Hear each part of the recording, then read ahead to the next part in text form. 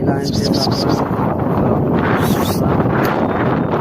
ఇదైతే చాలా బాగా మేసినాయి గొర్రెలు, కానీ బాగా నడుమైనాయి. పర్లేదు అనుకునే ఎక్కడ వాళ్ళరా అనుకునే టైంలో మాకు రైతు చెప్పినాడు కాబట్టి చాలా ఆనందంగా ఉంది.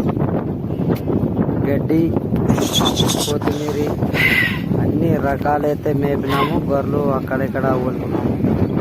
చాలా మేస్తున్నాయి గొర్రెలు. చాలా సంతోషంగా ఉంది. మాకి ఎవరికి తిన్నట్టు లేదు, మాకి కడుపు నిండినట్టుంది.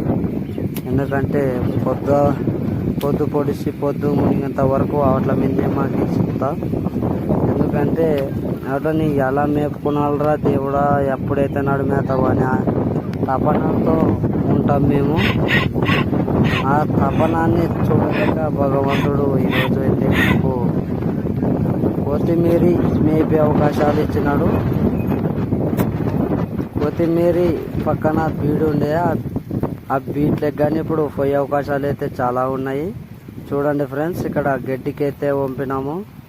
ఇది పాయగాల గడ్డికి వచ్చేసినాము. ముఖ్యానికైతే కొత్తిమీర గడ్డి బ్రహ్మాండంగా మేస్తున్నాయి గొర్రెలు. ప్రస్తుతానికైతే ఇప్పుడు గడ్డికైతే అల్లించినాము.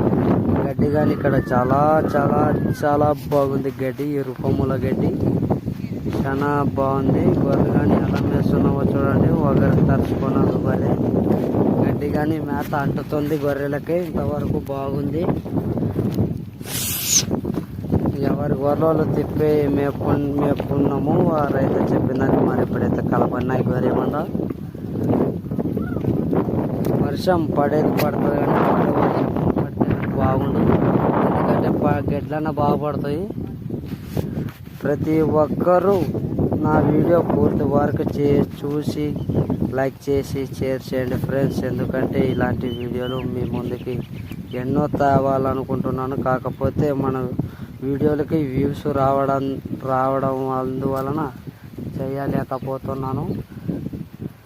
ప్రతి ఒక్కరూ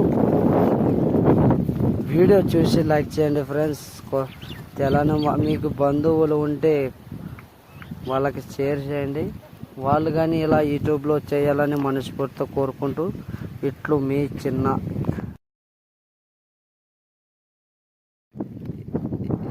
ఎందుకంటే అక్కడ మేపలేని పరిస్థితి అయింది ఫ్రెండ్స్. మొత్తానికైతే ఇత్తనం పడింది. పత్తులు, ఉల్లిగడ్డలు, ఉల్లినారలు, కొత్తిమీరలు ప్రతి ఒక్క రైతు పొలాల్లోనే ఇత్తనం వేసినారు. అక్కడ మేపనే కానీ లేని అవకాశాలు ఉంది.